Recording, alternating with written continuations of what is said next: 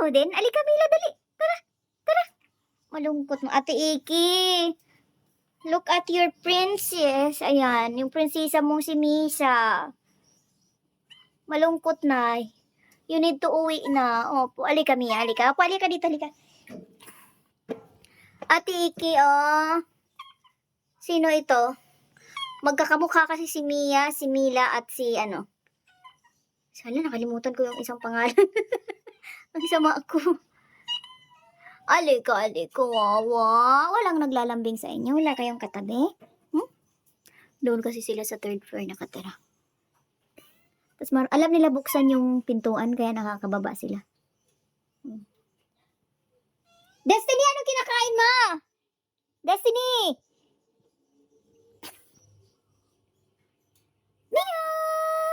Oh, gusto mo karga? Tara, tara, karga. Karga, Mia, Mia na yan. Wawa naman. So, minsan nakadungaw sila dyan. Oh. Yan kasi yung kwarto namin. Dito sa labas. Gusto nilang pumasok. Ooh, this is Mila. Ay, si Mia pala ito. Linis, linis. Linis, linis si Misang. Linis naman ng Misang na yan. Sige, love ko muna to. Kargahin ko muna sila isa-isa, mga kaibigan. I-off ko muna to.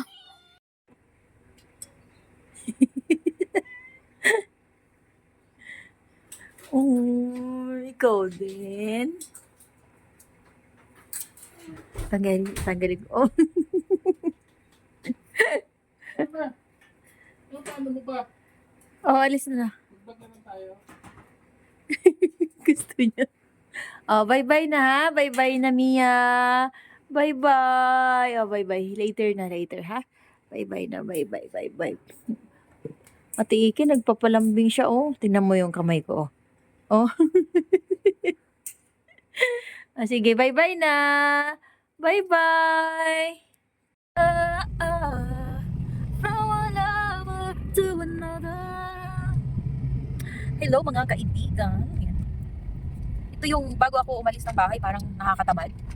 Pero pag nakaalis naman na at ganito yung mga dadaanan, ay naku, nawawala yung katamaran talaga kasi may mga ganitong ano pa, greenery pa, may mga puno pa dito. Sana hindi ito galawin ng mga madami ang pera, mga developer na to. Sana magpanatili ito, no? Yung mga puno dito. Kasi pag ang nakikita ko puro na lang building na, parang natatakot ako. Kasi kung puro na lang building, ang tao hindi na mabubuhay kung maraming pera eh. At least kung may mga ganito pa, pag nagkaroon ng talagang lockdown na naman, eh pwede na magtanim dyan ng talbos. Yan, pwedeng taniman ng papaya. Siguro kung mga 2 months yung talbos, pwede nang anihan eh. Pwede nang mapakinabangan. Yes, pwede. Kaya, bless ako, kami ni Andrew, na dito kami nakatira sa part ng Imos na ganito pa rin ang kapaligiran. Ayan. Ang gwapo-gwapo ng aking Captain Andrew. Ano masasabi mo? Bilisan mo! Okay naman. Okay naman. Sige, tinatamad siya, dami niyang ginawa. Nagising ako kasi ng 1:00 ng hapon na. Ginising niya ako. Tapos nakapag-bit na siya. Napakain niya na yung mga pusa. Ako na lang nagpakain sa mga aso.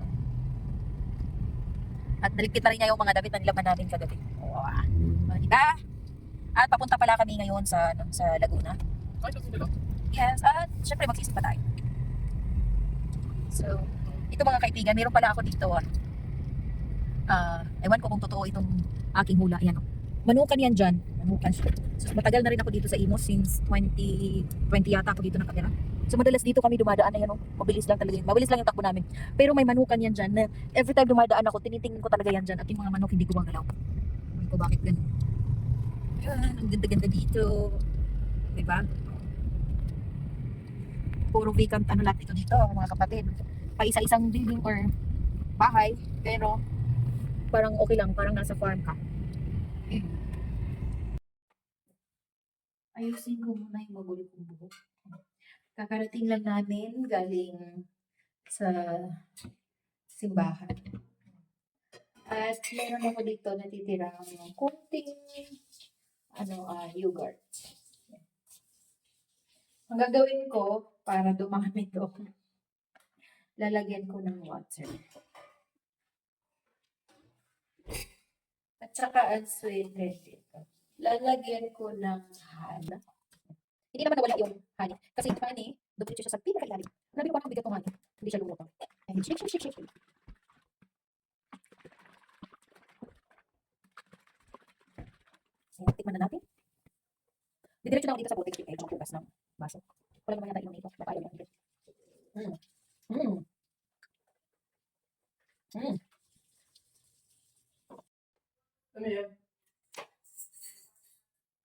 gawa kong drinks. Ako pati niya. Guys, sila yung akin, ano. Punta mo dyan, tripod. Ano yun dyan? Bakit naman ganyan yung tripod natin? Bumababa, ang humble naman niya. Yung konting yogurt. Thank you all for watching this here video. Hindi ko na nga para mag-init. Please like and subscribe and follow. Much love from Little Yas to each of you. Content creator making videos on the World Wide Web. Hope I made you.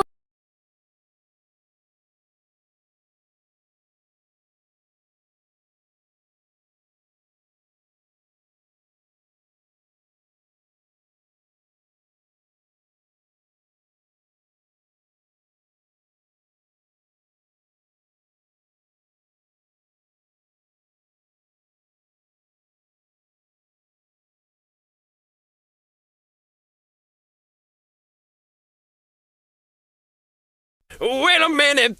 Don't you want me